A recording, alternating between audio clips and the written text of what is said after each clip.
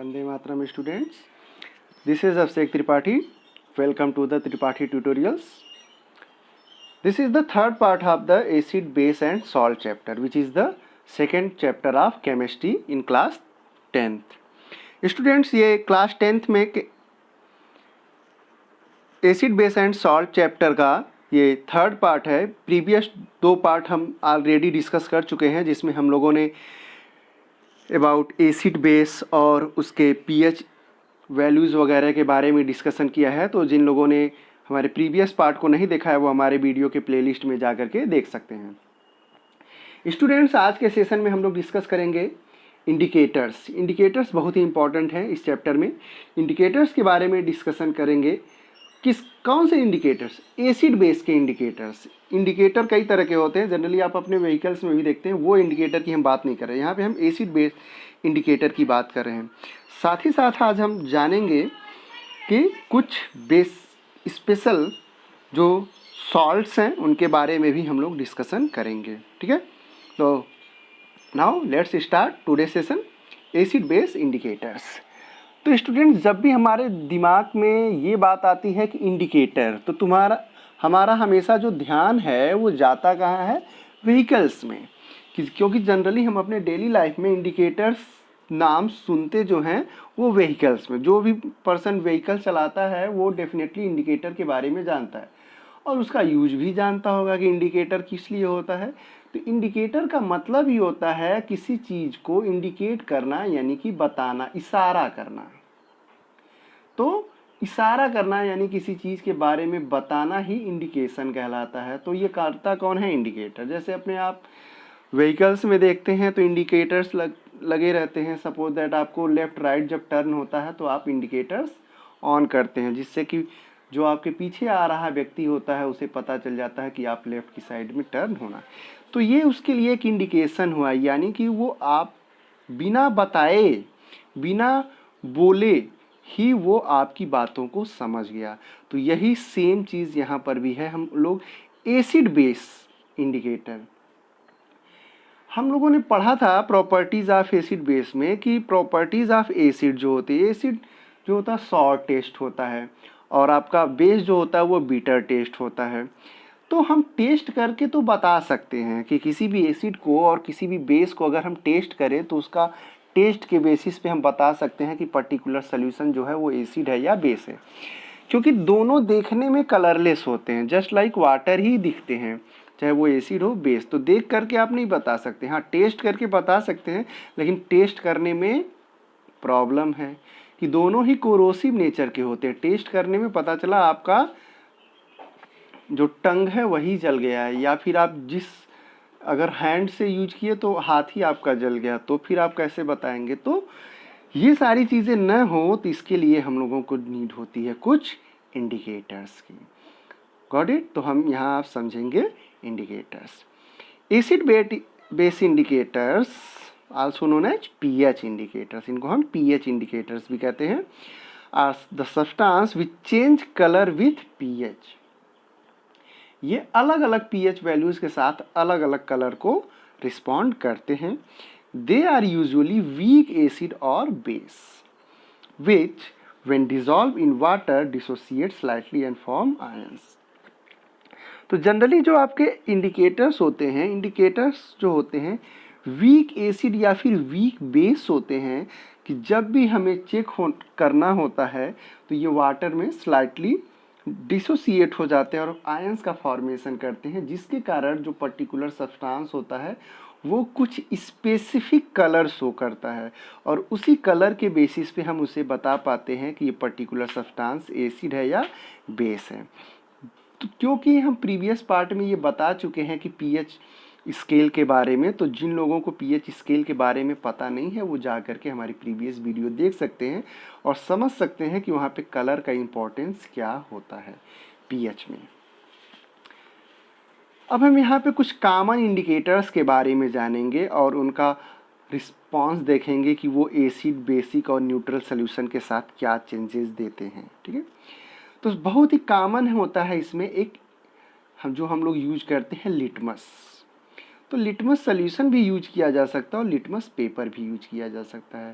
तो कई बार ये क्वेश्चन पूछा जाता है कि लिटमस पेपर जो होता है वो क्या होता है, किस चीज़ का बना होता है। तो लिटमस पेपर जो होता है वो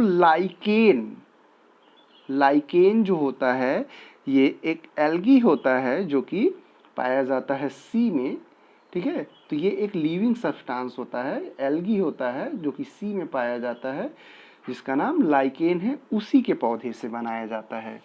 तो स्टूडेंट्स, अगर आपसे पूछा जाता है कि लिटमस पेपर किससे बनाया जाता है तो आप बताएंगे लाइकेन से बनाया जाता है, जो कि एक एल्गाई होता है, ठीक है। ब्लू लिटमस, सबसे पहले हम लोग देखते हैं ब्लू लिटमस सॉल्यूशन या ब्लू लिटमस पेपर, दोनों के लिए सेम टर्म ही यूज करेंगे। ब्लू लिटमस को अगर हम रेड में एसिडिक सॉल्यूशन में डिप करते हैं तो वो रेड हो जाएगा, क्योंकि जितने भी रेड से रिलेटेड जितने भी सॉल्यूशंस होते हैं उनका पीएच स्केल पे अगर आप मेजरमेंट देखेंगे तो सब एसिडिक होते हैं। बेसिक सॉल्यूशन में अगर ब्लू लिटमस को डिप करेंगे कोई चेंज नहीं होगा, न्यूट्रल सॉल्यूशन होगा वहाँ पर भी कोई चेंज नहीं होगा। सेकेंड देखिए रेड लिटमस का, तो रेड लिटमस एसिड में नो चेंज, बेसिक में ब्लू और न्यूट्रल में नो चेंज, ठीक है। तो आप यहाँ देख रहे हैं ये दोनों एक दूसरे के जस्ट अपोजिट हैं, कि अगर एसिड है तो हमें दोनों ही केस में रेड ही मिलेगा और बेसिक है तो दोनों ही केस में हमें ब्लू ही मिलेगा, गॉट इट। और न्यूट्रल पे तो कोई इफेक्ट होता है नहीं, वो रेड है तो रेड रहेगा, ब्लू है तो ब्लू रहेगा। अब मेथिल ऑरेंज की बात करेंगे तो मेथिल ऑरेंज जनरली ये ऑरेंज कलर का ही होता है, ठीक है। इसे जब हम एसिडिक सॉल्यूशन में लेकर के जाते हैं तो ये ऑरेंज से कन्वर्ट हो जाता है रेड में और बेसिक सॉल्यूशन में कन्वर्ट हो जाता है ये येलो में। तो हमें पता चल जाता है कि पर्टिकुलर सब्सटेंस जो है वो एसिड है या बेस है। एक और एग्जांपल देखते हैं, फिनोफ्थिलीन। फिनोफ्थिलीन भी एक ऐसा सब्सटेंस होता है जो कि एसिड में तो कलरलेस होता है लेकिन बेस में ये रेड कलर का हो जाता है, जिससे हमें पता चलता है कि ये पर्टिकुलर सब्सटेंस जो है वो हमारा एसिड है या बेस है।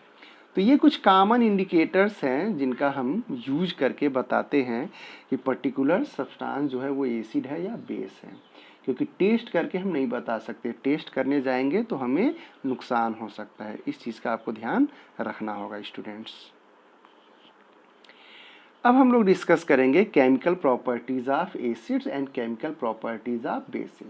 This is the most important part of this chapter, क्योंकि ये आपके लिए अभी भी बहुत यूजफुल है और फ्यूचर के लिए भी बहुत ही ज़्यादा यूजफुल है, क्योंकि ये रिएक्शंस कई बार आपके बोर्ड एग्जामिनेशन में पूछे जाते हैं, इनसे रिलेटेड क्वेश्चंस पूछे जाते हैं। तो आप इन्हें ध्यान से समझेंगे कि केमिकल प्रॉपर्टीज ऑफ एसिड में जो आपका फर्स्ट है कि acids react with active metals to give hydrogen gas, ठीक है। जनरली जो एसिड्स होते हैं डाइल्यूट एसिड लिया जाता है और एक्टिव मेटल्स जो कि फर्स्ट चैप्टर में हमने बताया है एक्टिविटी सीरीज, आप जिन्हें एक्टिव मेटल्स के बारे में पता नहीं है वो जा कर के हमारे फर्स्ट चैप्टर की वीडियो को देख सकते हैं। जनरली हम बता देते हैं कि एक्टिव मेटल्स थोड़ा सा क्या होता है कि ये इनकी रिएक्टिविटी अधिक होती है और जिनकी रिएक्टिविटी हाइड्रोजन से अधिक होती है उनके पास टेंडेंसी है कि हाइड्रोजन को उनके सॉल्यूशन से डिस्प्लेस कर सकते हैं। तो जनरली यहाँ पे अगर हम कुछ ही मेटल्स को छोड़ दें जैसे gold, silver, copper, mercury, platinum, इनके अलावा जितने भी मेटल्स होते हैं वो सारे हाइड्रोजन से रिएक्टिव होते हैं। तो सभी मेटल्स जो हैं वो हाइड्रोजन को उसके डाइल्यूट एसिड से डिस्प्लेस कर सकते हैं, जिसमें कि प्रोडक्ट के फॉर्म में आपको सॉल्ट एंड हाइड्रोजन गैस का फॉर्मेशन होता है। तो यहाँ जैसे एक आप एग्जांपल देखिए Zn प्लस H2SO4 होगा, सॉरी वहाँ पर वो मिसप्रिंट हो गया है, SO3 हो गया है, आप उसको समझिए H2SO4 यानी सल्फ्यूरिक एसिड है। तो यहाँ पे Zn जो होता है वो H2 को डिस्प्लेस कर देता है और फॉर्मेशन करता है ZnSO4 यानी सॉल्ट और H2 यानी कि गैस। यहाँ पर ध्यान देंगे स्टूडेंट्स कि बेसिकली ये जो है ये प्रोसेस सल्फ्यूरिक एसिड और हाइड्रोक्लोरिक एसिड पर फुलफिल होता है, लेकिन नाइट्रिक एसिड जो होता है वो बहुत ही हाईली ऑक्सीडाइजिंग एजेंट होता है, तो उस पे ये प्रोसेस सभी कंडीशन में फुलफिल नहीं होता है। कुछ कंडीशंस में होता है बट सभी कंडीशंस में नाइट्रिक एसिड के साथ ये फॉलो नहीं होता है कि नाइट्रिक एसिड में भी हाइड्रोजन गैस लिबरेट हो। ध्यान रखेंगे आप इसको। नेक्स्ट है आपका acid react with metal carbonate and metal hydrogen carbonate to give carbon dioxide. तो जो एसिड है, यहाँ पर कोई भी एसिड होगा तो जब वो मेटल कार्बोनेट या फिर मेटल हाइड्रोजन कार्बोनेट के साथ रिएक्ट करता है तो लिबरेट करता है कार्बन डाइऑक्साइड, जिसका ब्रीस्क इफरवेसेंस होता है, मीन्स कि बुदबुदाहट के साथ ये निकलता है, तो कार्बन डाइऑक्साइड का प्रोडक्शन करता है। तो आप इसको ध्यान रखेंगे कि when an acid react with metal carbonate और metal hydrogen carbonate liberate carbon dioxide. यहाँ मेन प्रोडक्ट जो है आपका कार्बन डाइऑक्साइड ही है, साथ में आपका NaCl और वाटर भी बनता है। जैसे एग्जांपल आप देख रहे हैं कि सोडियम बाइकार्बोनेट या सोडियम हाइड्रोजन कार्बोनेट है, हाइड्रोक्लोरिक एसिड के साथ रिएक्ट कर रहा है, तो NaCl साल्ट, H2O वाटर और CO2 कार्बन डाइऑक्साइड का प्रोडक्शन कर रहा है। सेम प्रोसेस सोडियम कार्बोनेट के साथ भी होगा। अगर वहाँ पे सोडियम कार्बोनेट के साथ भी अगर हम रिएक्ट कराएंगे हाइड्रोक्लोरिक एसिड का तो सेम प्रोडक्ट बनेगा। Got it? वो थोड़ा अनबैलेंस होगा केमिकल इक्वेशन, आप उसको बैलेंस कर लेंगे। बैलेंसिंग ऑफ केमिकल इक्वेशन हम फर्स्ट चैप्टर के वीडियोज़ में बता चुके हैं। जिन्हें बैलेंसिंग ऑफ केमिकल इक्वेशन नहीं आता वो हमारे चैप्टर फर्स्ट के पोर्शन में जा कर के देख सकते हैं हमारे चैनल के प्लेलिस्ट में। नेक्स्ट है आपका acid react with bases to give salt and water. ये बड़ा ही कॉमन सा रिएक्शन है, आप क्लास 6-7 से पढ़ते आ रहे होंगे कि acid react with base to give salt and water and the reaction is known as neutralisation reaction. तो ये न्यूट्रलाइजेशन रिएक्शन होता है जिसमें एसिड जो होता है वो बेस के साथ रिएक्ट करके सॉल्ट एंड वाटर का फॉर्मेशन करता है। NaOH plus HCl gives NaCl plus H2O। यहाँ पे NaOH आपका सोडियम हाइड्रोक्साइड बेस है, HCl हाइड्रोक्लोरिक एसिड एसिड है और आपका NaCl सॉल्ट और H2O वाटर का फॉर्मेशन होता है।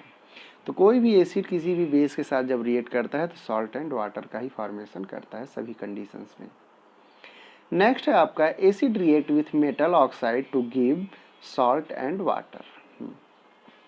जब कोई एसिड रिएक्ट करता है मेटल ऑक्साइड के साथ तो सॉल्ट एंड वाटर का ही फॉर्मेशन होता है। ध्यान रखेंगे यहाँ मेटल ऑक्साइड की हम बात कर रहे हैं। मेटल ऑक्साइड इस वजह से यहाँ पे ऐसा हो रहा है क्योंकि मेटल ऑक्साइड्स जो होते हैं उनका जो नेचर होता है वो बेसिक नेचर होता है। जितने भी मेटल ऑक्साइड्स होते हैं सभी बेसिक नेचर के होते हैं। तो जब बेसिक नेचर के होते हैं, बेसिक नेचर के साथ जब एसिडिक नेचर रिएक्ट करेगा तो आप जानते ही हैं कि वहाँ पे सॉल्ट एंड वाटर का ही फॉर्मेशन होगा। तो ध्यान रखेंगे कि मेटल ऑक्साइड जो कि बेसिक नेचर का होता है उसके साथ जब एसिड रिएक्ट करता है तो सॉल्ट एंड वाटर का ही फॉर्मेशन होगा। Got it? Now let's see chemical properties of bases. अब बेस की कुछ केमिकल प्रॉपर्टीज के बारे में हम डिस्कशन करेंगे। Reaction with metals.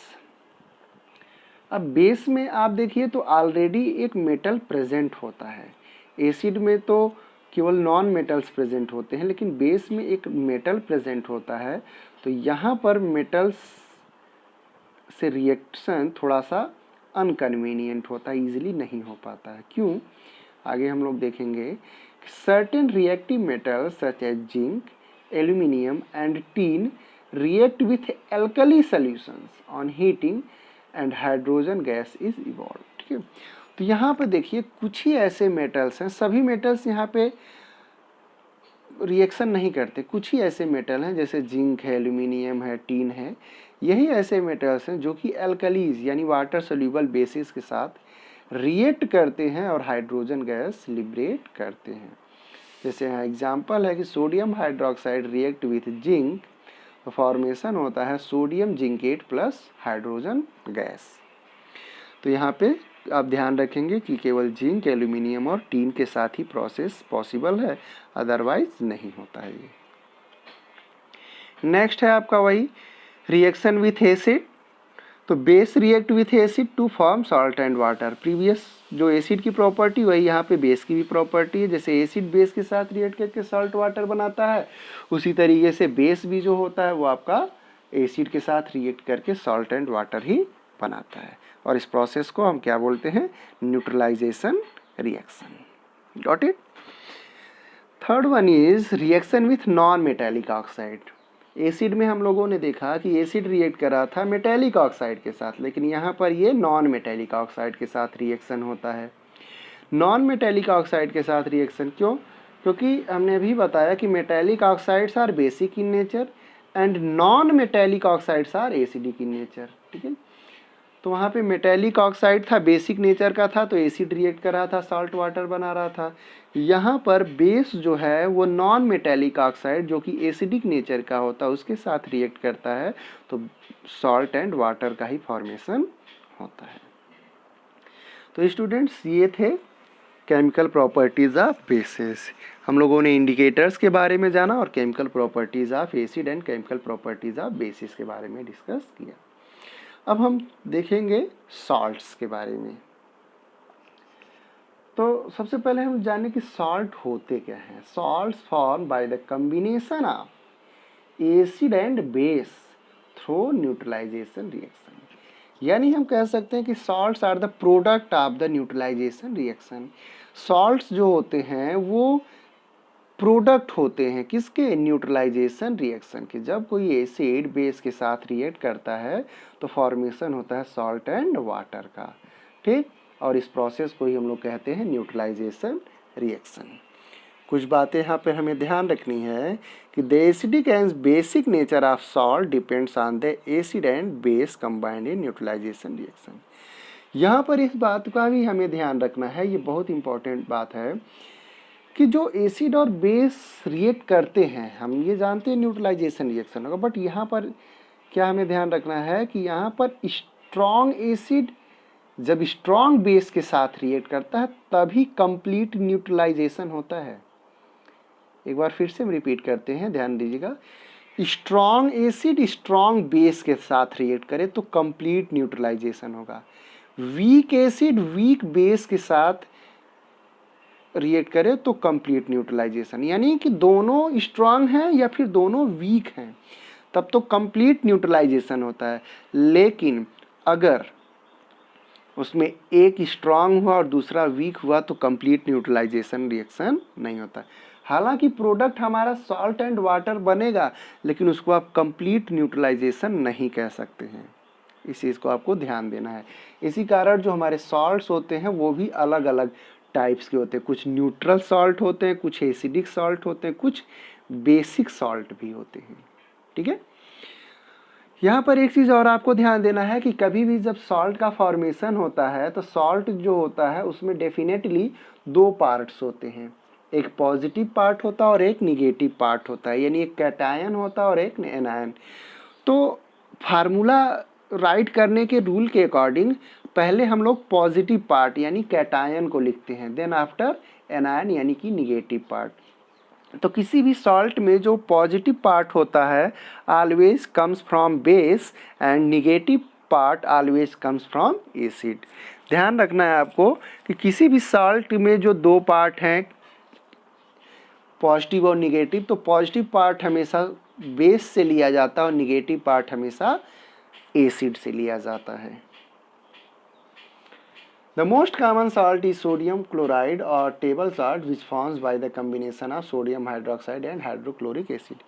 एक एग्जाम्पल है जैसे सोडियम क्लोराइड है, कॉमन साल्ट जिसे या टेबल सॉल्ट भी हम लोग कहते हैं, जो हम लोग खाने में यूज करते हैं। ठीक है, तो इसमें जो कॉम्बिनेशन हो रहा है वो सोडियम हाइड्रोक्साइड और हाइड्रोक्लोरिक एसिड का हो रहा है, जो कि दोनों ही स्ट्रॉन्ग एसिड होते हैं, स्ट्रॉन्ग बेस और स्ट्रॉन्ग एसिड होते हैं। इस वजह से यहाँ पे कंप्लीट न्यूट्रलाइजेशन होता है। कुछ और हैं, जैसे other examples include Epsom salt है, MgSO4 used in bath salt. ठीक है, ammonium nitrate NH4NO3 used as fertiliser and baking soda NaSCO3 used in cooking. तो ये कुछ कॉमन सॉल्ट्स हैं जिसका हम अलग अलग जगहों पे यूज करते हैं। MgSO4 का बाथ सॉल्ट सोप वगैरह बनाने में यूज किया जाता है। अमोनियम नाइट्रेट, अमोनिया जहाँ पे भी आप देखें तुरंत आप बता दीजिए कि फर्टिलाइजर से रिलेटेड होते हैं। और बेकिंग सोडा तो आप जानते हैं खाने वाला सोडा होता है जिसको हम लोग बेकरी में यूज करते हैं ब्रेड केक वगैरह बनाने के लिए। The pH of salt solution depends on the strength of acid and base combined in neutralisation reaction. हाँ, यहाँ ध्यान देना है कि जो pH सॉल्ट्स जो है, ऐसा नहीं कि सभी सॉल्ट्स का pH वैल्यू 7 होगा, यानी सभी जो होंगे न्यूट्रल होंगे, ऐसा नहीं है। pH वैल्यू भी जो होती है वो सॉल्ट्स की वेरी होती है। कुछ एसिडिक सॉल्ट होते हैं, कुछ बेसिक सॉल्ट होते हैं, कुछ न्यूट्रल सॉल्ट होते हैं। वो डिपेंड करता है कि उनके स्ट्रेंथ के ऊपर। उनकी स्ट्रेंथ जितनी अधिक होती है एसिड की या बेस की, तो उसी के अकॉर्डिंग फॉर्मेशन होता है एसिडिक और बेसिक सॉल्ट का। तो हम लोग देखते हैं एक टेबल के हेल्प से। आप यहाँ पे एक एग्जाम्पल भी हमने लिया है और एसिड बेस सॉल्ट का भी हमने यहाँ पे फॉर्मेशन किया है। तो जैसे आप पहला देखिए, एसिड स्ट्रॉन्ग एसिड है और बेस भी स्ट्रॉन्ग है, तो सॉल्ट जो होगा वो आपका न्यूट्रल होगा। यानी दोनों जब स्ट्रॉन्ग होंगे तो सॉल्ट जो होगा न्यूट्रल होगा। एग्जाम्पल है NaOH plus HCl gives NaCl plus H2O। ठीक है, तो यहाँ पे सोडियम हाइड्रोक्साइड स्ट्रॉन्ग बेस और हाइड्रोजन क्लोराइड स्ट्रॉन्ग एसिड, तो दोनों फॉर्मेशन हुआ NaCl, तो कंप्लीट न्यूट्रल हो गए। सेकेंड देखिए, तो स्ट्रॉन्ग एसिड लिया लेकिन वीक बेस हमने ले लिया, तो यहाँ पे एसिड की स्ट्रेंथ अधिक है, तो इसी वजह से जो यहाँ पे सॉल्ट का फॉर्मेशन हो रहा है NH4Cl, वो आपका एसिडिक सॉल्ट होगा। थर्ड में देखिए, तो वीक एसिड और स्ट्रॉन्ग बेस लेंगे तो आप बता सकते हैं कि जब बेस यहाँ पे स्ट्रॉन्ग है और एसिड वीक है, तो जो फॉर्मेशन होगा सॉल्ट का वो आपका बेसिक सॉल्ट होगा, जैसे कि CH3COON सोडियम एसीटेट। और लास्ट देखिए, तो weak acid and weak base है, तो यहाँ पे कंप्लीट न्यूट्रलाइजेशन होगा, यानी कि न्यूट्रल सॉल्ट का फॉर्मेशन होगा। तो यहाँ पे जैसे आपका बोल रहा है ammonium acetate.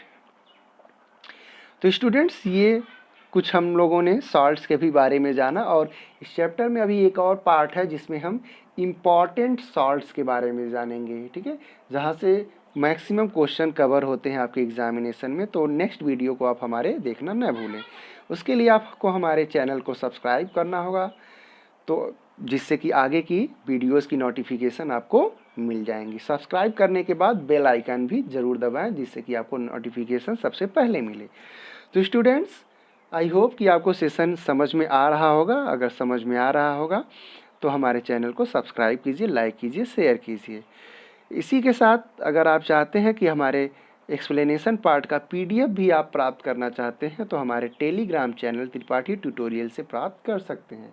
Tripathi tutorial channel का लिंक हमारे वीडियो के डिस्क्रिप्शन बॉक्स में दिया गया है, आप वहां से जा कर के डाउनलोड कर सकते हैं।